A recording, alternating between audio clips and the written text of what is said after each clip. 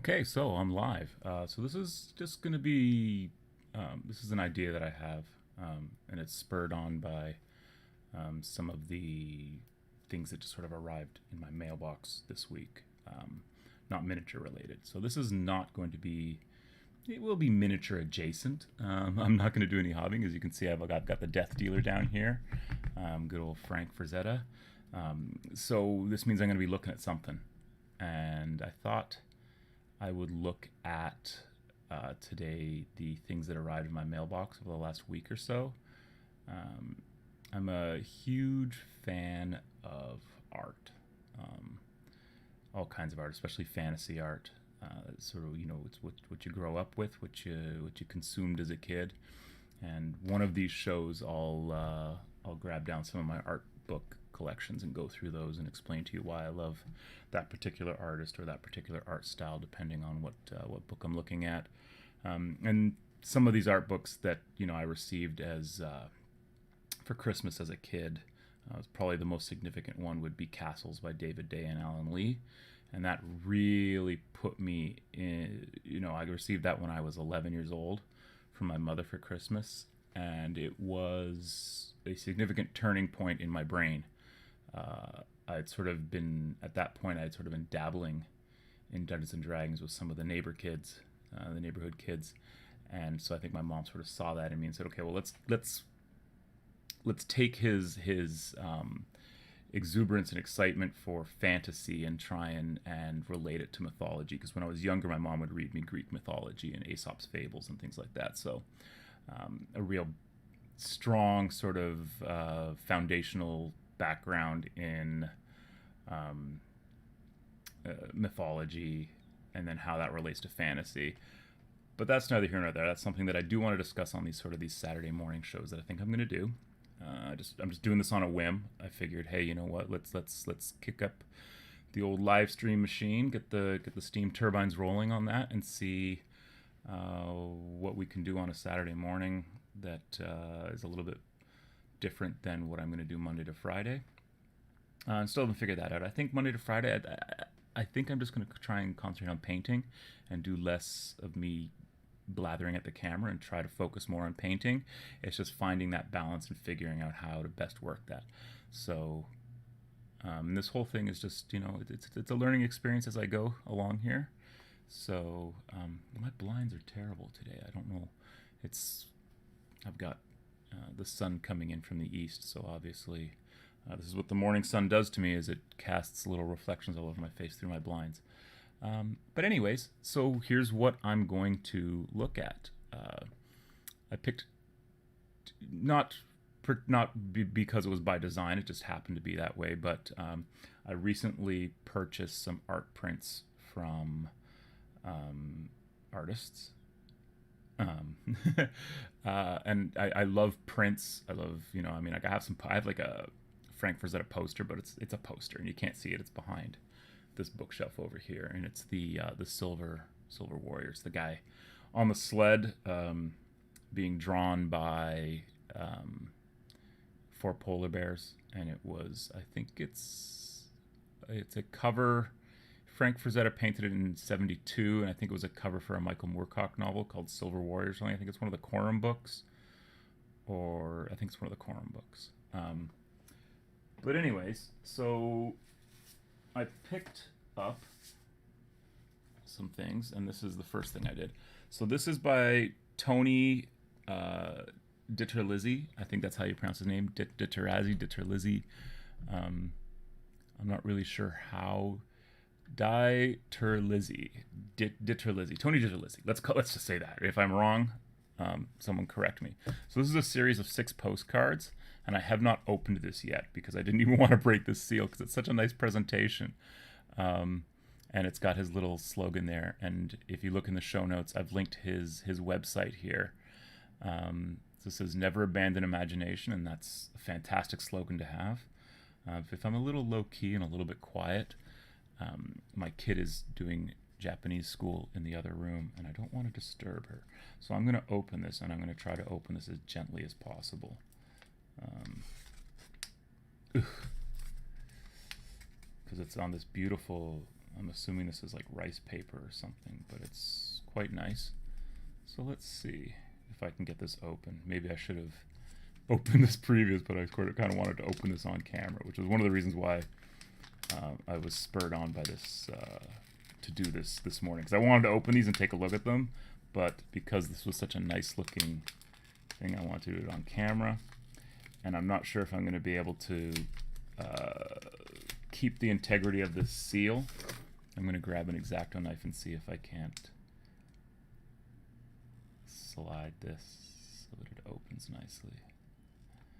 And I'm sure that there are people out there who are looking at me trying to do this and are going, why not just, I don't know, I remember in the Flintstones, and this may be dating myself because I wonder how many of you actually even remember the Flintstones.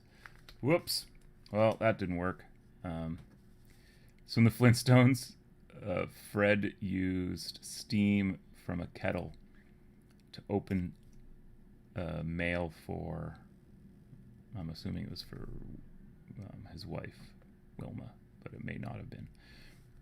And I was like, oh, you can just open envelopes with steam from a kettle? So I tried it, and it didn't work. I just got the envelope wet. And I think I was trying to open some of my mom's mail, like some bill or something, and I don't think she was too impressed. And I said, well, Fred Flintstone did it. So we kind of did something. I cut it a little bit, but, whatever. These, when I do get them out of here eventually, without destroying the envelope, because really that's what I want to do is I'm going to put them in frames. I'm going to put them in like a collage frame. So here we go. So this is Tony DiTerlizzi, and he is a fairly prolific artist within the fantasy field. Active since the early 90s, I want to say. And a lot of his stuff, he did a lot of stuff for Dungeons and Dragons at that time. So that would be early 90s would be, well, there's Advanced Dungeons and Dragons stuff that he did. And then he did a whole lot of stuff for Planescape. Where I think I first really became aware from him was because in the beginning I wasn't really into Dungeons and Dragons at that point. I was into Dungeons and Dragons in the beginning, and then got into Dungeons and Dragons a little bit later on, and always played it throughout. But my main role-playing games at that time were vampire, so storyteller stuff. I just loved that system, and I loved the World of Darkness and stuff. So he did a whole lot of artwork for Changeling, which was the kind of the fairy folk World of Darkness game. Totally underrated because the detail that they go into in exploring fairy tales and stuff in that is fantastic. I think that what White Wolf was doing in the 90s changed the game, changed the RPG game for sure. But this is stuff that so this is drawn by DiTerlizzi from Life Near the Keep on the Borderlands. So this is Dungeons and Dragons related. So I love his owl bears. And I think he does the best owl bears. And I mentioned it on one of my streams that Dark Sword Miniatures does a whole series of miniatures based on his sketches, and they're fantastic models. I'll get some to paint at that time. So I like this. I like that it's pre-yellowed, so it's in its plate too. So it's actually meant to look like it's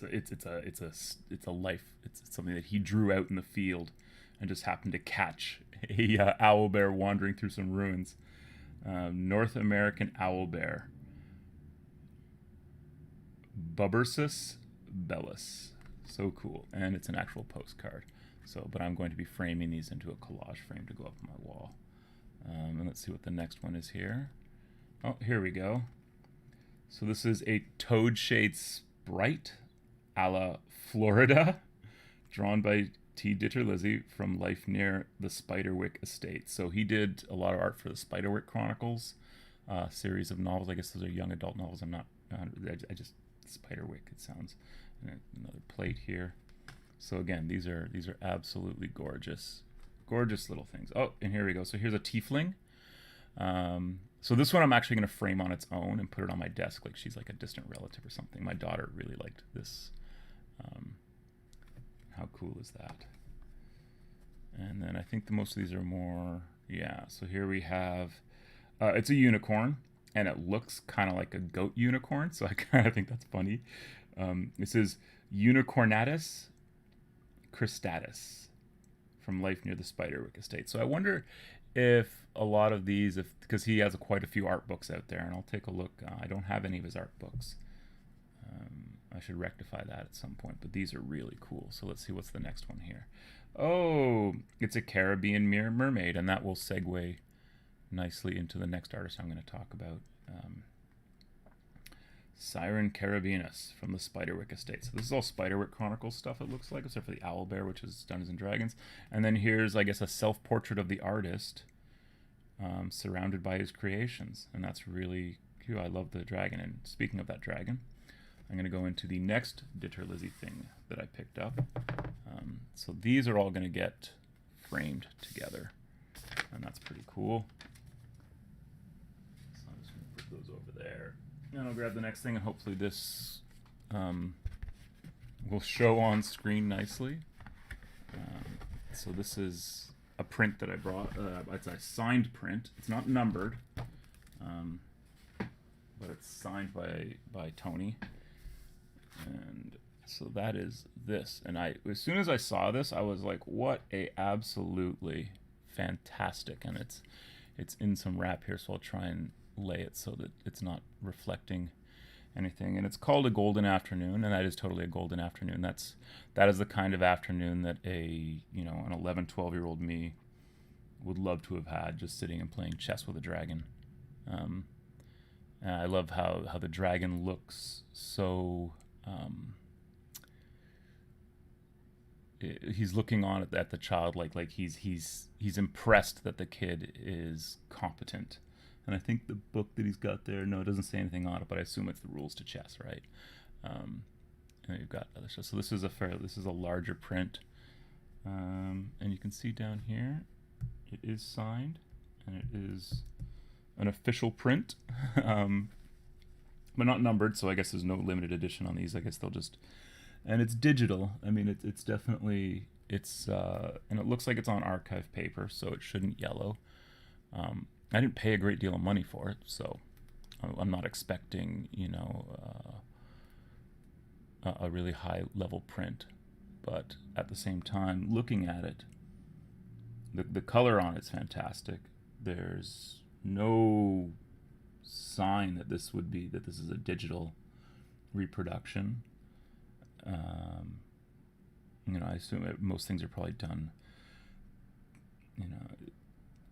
I know that prints that I've seen in the past are lithographs or just done with offset, but this is clearly digital, but at the same time it's a really, whatever printer they did use for it is a really good one, and that's quite nice. So that's the other thing I got. And then the other artist, just quickly, so I don't know how many of you know who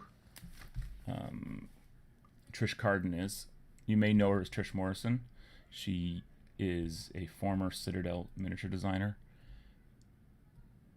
and she's absolutely. If you've bought a monster miniature made by Citadel within the last 35 years, chances are she sculpted it, because she did all the monsters, a great deal of them. Everything from dragons to boars to lizard men to monsters in general. Just she was sort of the go-to sculptor for sculpting a lot of that stuff, and she did the big Forge World dragon and things like that. So she's a fantastic sculptor, and she's a fantastic artist.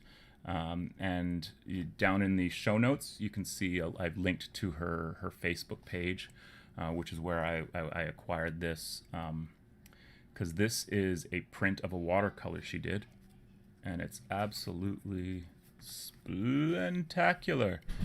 So this is Long Barrow, and these are limited edition, and she signed it here for me, and she sent me a note, which is in the envelope, because when I communicated with her about picking this up, I mentioned that I was collecting these things to decorate the hobby room.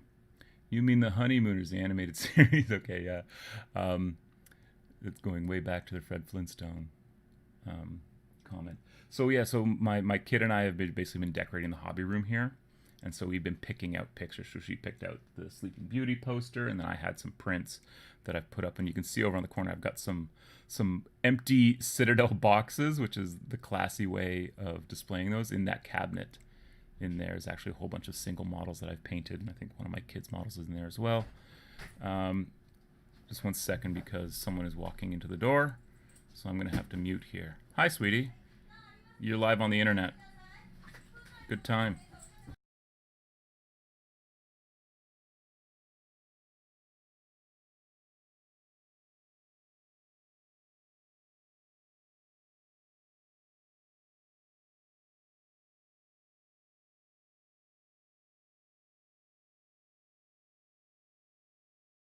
So a minor interruption in services there. So yeah, back to talking about this. So that was my daughter, and so she picked this one out because we looked at Trish's Facebook page and looked at all the art prints that she had available, and we decided this one was the nicest. And this is a absolutely gorgeous print. If you told me that this was an original, I would believe you. The way that the watercolors fade into the paper, the way that you can see that the ink work. I mean, obviously, if you know what you're looking for, you can tell it's a print. But at the same time, this is a fantastic print. And I don't know if you can see it, but I got number 1 of 75. So I'm pretty happy that I was the first person to buy this particular piece of artwork. She has quite a few up there for sale, but my kid and I decided that this one was the coolest, and he would be really great for watching over our hobby room. He looks like an ancient protector of magical places, so that's what we kind of want this to be. So yeah, so I think most people were first exposed to DiTerlizzi in the AD&D Second Edition Monster Manual. Yeah, so he did a lot of that. I think I sort of, like I said, like Changeling was where I became aware of him. I'm sure I'd seen his work before, but just kind of like in the vast milieu of fantasy artwork, especially for Dungeons and Dragons, you kind of go through and you just, you're looking at stuff. But when I really became aware of it, I was like, who is this, and what is, like, why is his style so unique and interesting? And if you go and look up the White Wolf Changeling, the Dreaming, I think is the name of the game, the actual name of the game. But look up some of the artwork for that, and his stuff is just absolutely spectacular. But this is Trish, and I really like her work. And like I said, she sent me a nice note along with it saying, thanks for buying this, and I hope that he looks. Well, I'll pull out the note because it's always nice to receive notes from artists. If I can find a note in here. Woo! Is it in here anymore? Oh, it might be. Oh, you know what? The note is on the back of the print. So I'll just flip this over, and it just says, "Thanks for your purchase. Hope he guards your hobby room well, Trish." And then there's a certificate of authenticity, and then a little sticker here as well. So I'll have to figure out something to do with that, because that's amazing. So this, I will be getting a nice little frame for this, and we'll put this up on the wall. The DiTerlizzi postcards I'm going to put up in like a little collage frame. And then sorry about the noise in the background there. And then the larger DiTerlizzi print as well. And I have one more thing. I'm not going to show it off today, but it's the second piece that I ever bought from. I won't show my address on it. It's the second piece I ever bought from Warhammer Art Online. The first being the Jess Goodwin Howling Banshee concept sketch, which is sitting on my wall right over here. This I will unbox at some point and show, because it's probably I would say it's probably one of the most influential pieces of artwork in terms of my 40K-ing when I do that sort of stuff. So yeah, so that's basically all I wanted to do, was just look at those things today, and this will be a quick little Saturday show. We're closing it on 20 minutes now. And yeah, so I think maybe what I'll do next Saturday is I'll grab one of my many hard leather-bound volumes of art, not necessarily leather-bound, but one of my, maybe I'll go through some Brian Froud. If you know anything about Dark Crystal or Trolls and Goblins and Fairies in general, you know Brian Froud. I have like 4 of his books, and he's he's the master of that sort of stuff. I look at him and DiTerlizzi as like the two guys that dwell within the realm of fairies and make belief in that changelings and trolls and stuff that we love, right? So I'll grab one of his art books down and we'll go through it at some point. Maybe I'll do that next Saturday. Maybe I'll grab my Frazetta art book and go through that, and we can talk about Frank Frazetta. I'm sure that there are people out there who know a whole lot more about Frank Frazetta than I do. I feel like a tourist in a lot of ways, even though I've been collecting art books my whole life. So yeah, we'll do that, and we'll do that maybe every Saturday morning around this time. My kid's supposed to be sitting watching Japanese. I don't know why she's out running around. Maybe I'm just making too much noise. So I'm gonna go out for a walk and get out of her hair so that she can concentrate on her schoolwork on a Saturday morning. Yeah, so I guess that's about it. So unless there's anything going on, let's see what's going on in the chat. Yeah, so I may have mentioned Planescape. I know he did a lot of AD&D stuff, even before third edition.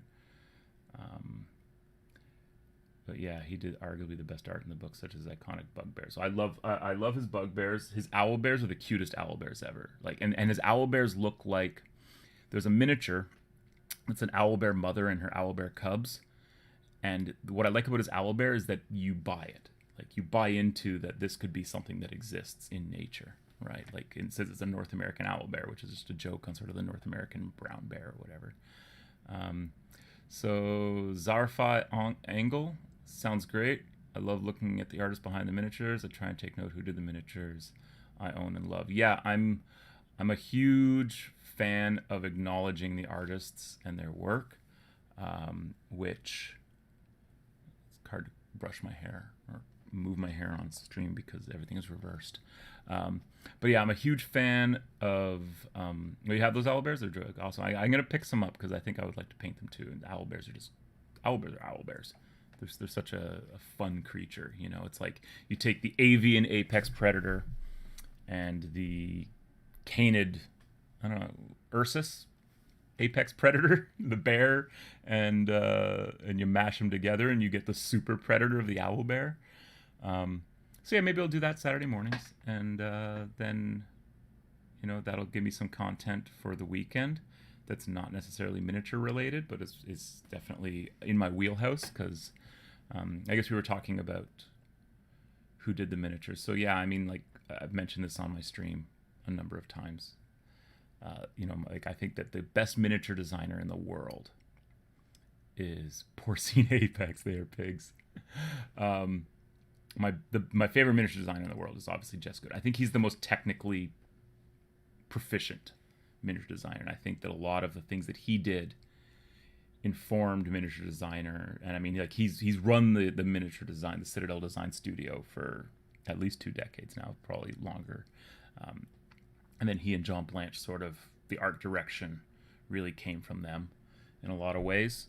John Blanche is not a miniature sculptor, although he has sculpted miniatures in the past, and he did do a lot of conversions and painting and stuff. If you ever see Blanchitsu, that's so he's a full-on hobbyist. And Jess is iconic, and I love to collect old Jess Goodwin miniatures. In fact, most of the miniatures that I've purchased over the last year and trying to like fill holes in my old Warhammer collections have been Jess Goodwin sculpts, and some of them I didn't even realize were Jess Goodwin sculpts until after the fact, like the Caleb Dark that I painted up recently, and then Ash and I played some games of Warhammer Quest with, the second which should be coming soon. The first one, which is up, which is a 2-hour epic masterpiece of Warhammer questing. But the Caleb Dark was a Jess Goodwin sculpt. Talking about Hero Quest, and I realized that most of the models in the Hero Quest box are Jess Goodwin sculpts. Jess Goodwin defined the look of the elves for fantasy. He defined the look of the Chaos Warriors for a while. I mean, there are other sculptors that were doing Chaos Warriors and stuff previous to him, but if you look at sort of the Chaos Champions that he did in 88, 89, that really defined the look of what Chaos is. So he's just been that defining hand in a lot of that sort of stuff.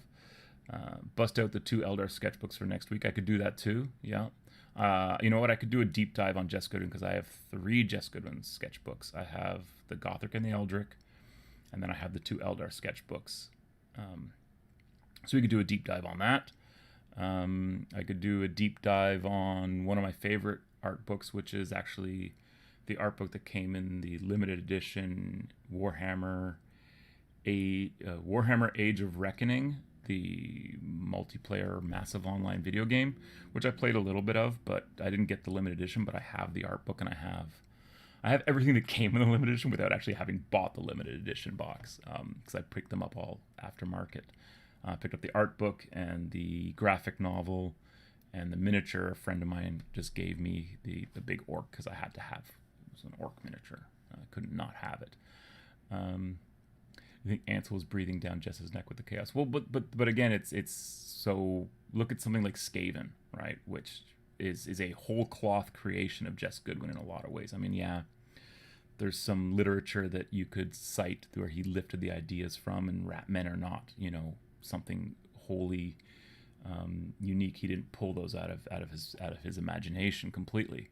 But the Skaven as presented in Citadel Journal, spring 1986, the background write-up, the rules write-up, and the miniatures are all Jess. So he did everything for him from start to finish, right? Like that was his project to do those initial Skaven models, and I've got them sitting up there somewhere.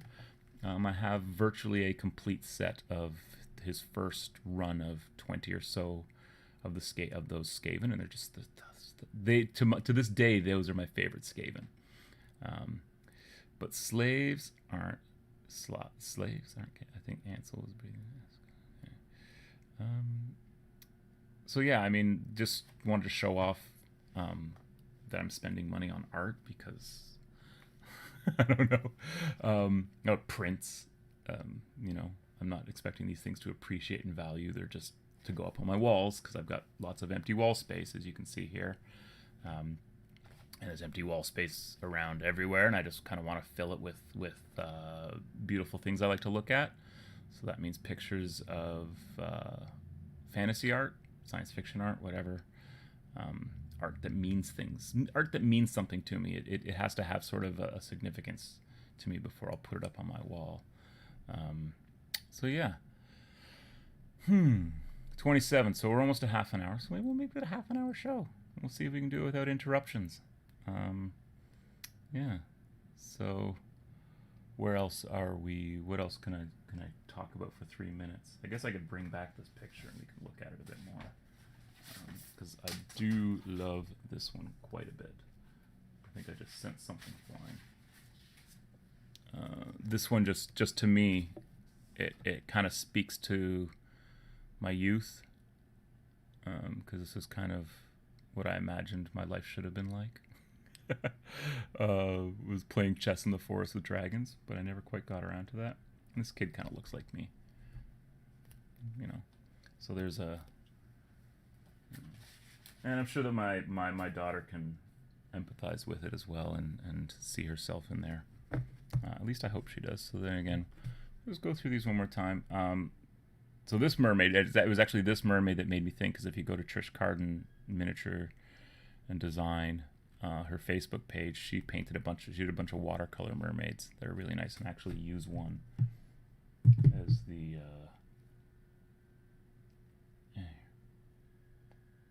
See, it's like the background for my phone. There's one of her mermaids. That replaced something else. I think that actually replaced an Ian Miller piece, which I could go down and I could get my Blood and Iron and my Les Edwards Blood and Iron, and then Rat Spike. So I get down my Rat Spike and go through that. We could do that on a show, because that's all old Blanche and Ian Miller, and that was published. I love this. This actually looks like someone I know. Sans horns. And then there you go. Love that owl bear. I mean, absolutely love that owl bear. So, yeah. So, if I'm ever doing this years from now in a real studio, and people are able to come over and visit my studio and play games or whatever with me, that'll be on the wall somewhere. So yeah, that's it. So I'm just going to love the old heavy. You know what? It's funny. I was at ABC Books in Toronto yesterday. talking to the guys there, because I love going to used bookstores and talking to the guys behind the counter, and being one of those people that will just talk to them. And um, and I was asking him, I was like, are they still publishing Heavy Metal magazine? Because that was my jam back in the 80s. Like, that was what I never missed an issue. I think from like 80, I want to say from 87 to 1990, 1991-ish, I had like every issue of Heavy Metal published at that time, and a bunch of back issues and stuff. And I remember the first issue of Heavy Metal I found it when I was really young. Like, this would have been early 80s, and I found it at a flea market and kind of like secretly bought it from the guy because it had boobies in it. And I took it home and I read it, and I was like, oh my God, what is this? What is this world that I know nothing of? And that was a big exposure. I would say that would be probably like 83. So I would have been 10 years old, maybe a little, possibly even a little bit younger. Might even been like 81, 82-ish. And I'm trying to. I don't have the issue anymore. I don't have any of my Heavy Metals anymore. Those are all lost to time, unfortunately. But yeah, I loved old Heavy Metal stuff, and I got into Slain through Heavy Metal, because Heavy Metal just decided that they would publish the Simon Bisley Slain, which I now have the graphic novel of. But they had sort of like they published it in its entirety over like 3 issues. They published like Volume 1, Volume 2, Volume 3. And then, or they may have been like Volume 1, and then they split up Volume 1 over a couple of issues. But that was the great thing about Heavy Metal, was that you get exposed to things that you had no idea even existed. So I don't know if we have that sort of stuff anymore. I mean, I guess we do. We have the internet, right? So we have it. It just comes to us in a different medium, in a different format. So that's cool. Yeah, definitely could. And I asked him. I said, well. And he said that he thinks that maybe they publish it quarterly now. He knows that Mad Magazine shut down, but the different publishing company. I think Mad Magazine was Gaines, right? William Gaines, and then wasn't one of the Ninja Scroll creators? Didn't he run Heavy Metal for a while in the 90s? I don't know. I know that they did the FAC 2000 or whatever, the Heavy Metal 2000 movie, which was all right, I guess, and that was based on something that I think Simon Bisley had a hand in. It was fun. It was not as good as the Heavy Metal movie from 1981, 82, something like that. So that's another way I was exposed to Heavy Metal, was that movie was on like heavy rotation when we first got pay TV here in Canada. We had First Choice and Super Channel, and then they merged together to become First Choice Super Channel, and then it was just Super Channel after a while. But there were 2 competing and it was on heavy rotation late at night, and I would sneak out into the living room. My mom was upstairs in bed, and I would sneak out into the living room and watch late night pay TV, and that probably warped my mind in a lot of ways, because there was probably programming on there that was not appropriate for me to be watching, but yeah, what are you going to do, right? So yeah, and that's how I got exposed to the old Heavy Metal cartoon. And again, it was amazing, because it was a cartoon with boobs in it, and that was absolutely mind-blowing to prepubescent me. So yeah, so I'm gonna cut it there. Talked about a couple of artists. I mean, not too much, because I'm not a biographer. Like I said, I've linked down below to where you can find more of their artwork. I'm actually going to try and track down a really nice DiTerlizzi sketch. He's got some sketchbooks that he published as limited editions. I doubt I would be able to find one of those. But anytime I drop by an old used bookstore, the first place I head is the science fiction and fantasy wall. And I look for like my key authors to see if there's any. And I only buy books if they're published. Like if they're pre-1980s paperbacks, I'll buy them, because I love old paperbacks. And a lot of my paperbacks were like published before I was born. And I actually read a book to the point where it was falling apart, Jewel in the Skull, which is Michael Moorcock, and it's the first in the Hawk Moon series. It's called Jewel in the Skull. It's where he becomes Hawk Moon, essentially. And the copy that I was reading was literally falling apart as I was reading it. So by the time I got to the end of the book, the entire front part of the book was just in pieces. And I actually had to switch to another copy to finish the book, because the one that I had that was so damaged couldn't be finished. So I have 2 copies of that book, one that's in decent condition and one that's in awful condition. But that's the great thing about reading old books, and you should never buy a new book unless it's a new book, right? Like, if you can find old versions at used bookstores, and unfortunately I think used bookstores are becoming a thing of the past. Definitely here in Toronto, the used bookstores are not as good as used bookstores you'll find in small towns, because the ones here tend to be picked over by people like me, right? Yeah. I've been re-listening to Dune on Audible recently because I was like, I want to reread the books, but I realized I just don't have time to sit down and reread Dune.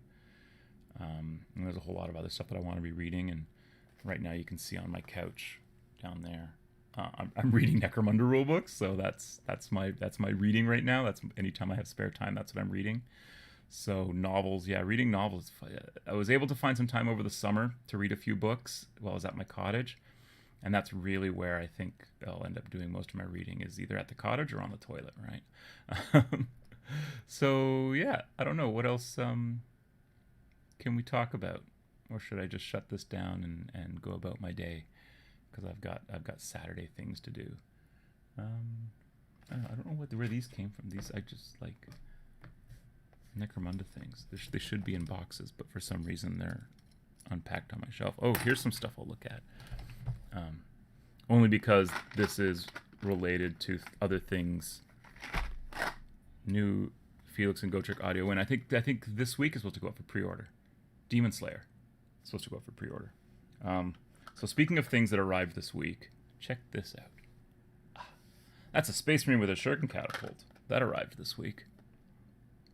And that's a Space Marine with a bolter and a chainsword. That arrived this week. And that's a Space Marine librarian, and that arrived this week. And that's a Space Marine apothecary, and that arrived this week. So I've got like all the core roles covered. I think I've got a blister of chaplains that I'll open, and there's a Tech Marine. This is my favorite Tech Marine because he's got the Tech Marine's lunchbox here. And I used to have all of the old Tech Marines, and I painted them up to Crimson Fist, so they were all like dark blue and with these red shoulders.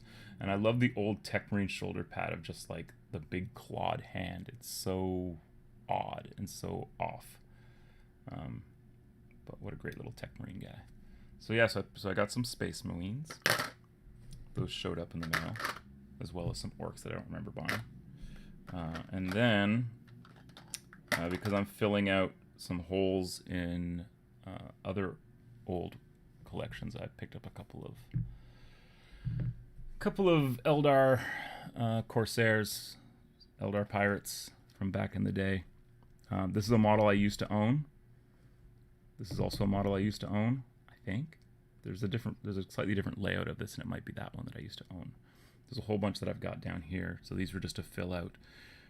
Because in order to have a legal squad of these guys, you have to have like 4 or 5 of them with just shuriken catapults, and I have like 3 with las cannons, so whatever that means. But that's stuff that's off to the side. I'm going to paint some Escher. Not right now, but I started doing some gold on them. You probably can't see because I need to zoom in, but I'll lift her right to the camera and see how the autofocus works on my camera. Not so good. So we'll call it there. I blocked out some more colors on them, some gold and stuff too, so that I can, on Monday, I will show off how I do that. Go enjoy the day. Peace. Yeah, I think so. I think that's a good idea. So yeah, that's all. Just wanted to show off those art prints that I got. I'm pretty excited and happy about it. And early this morning, I was looking at Michaels and Amazon to see about buying frames for them. Just get cheap frames. You don't need, they're prints. They're not original pieces of art. If they were, depending on the Trish one, I'll probably get a nice frame for, just because it is one of 75 and it's a limited edition print, and who knows, it could be of value one day.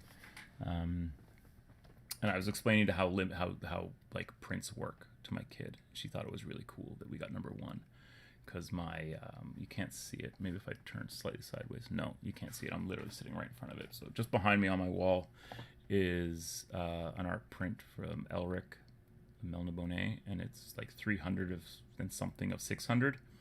And so I was explaining to my kid what that meant. Like, there was only 600 in the world ever made. And does Dollarama make frames? They can't be good in any way. I don't think anything good comes out of Dollarama. So yeah, so I'll end the stream there, and maybe I'll stream later this afternoon. I don't know. I don't know what I'm gonna do with this stream. I may just turn it on anytime I feel like I have something to say, and just do one of these quick little streams. Although this quick little stream has turned into a 40-minute stream. So, but yeah. So that's cool, and I will see y'all on the flippity flop. Maybe that'll be my sign off. See y'all on the flippity flop.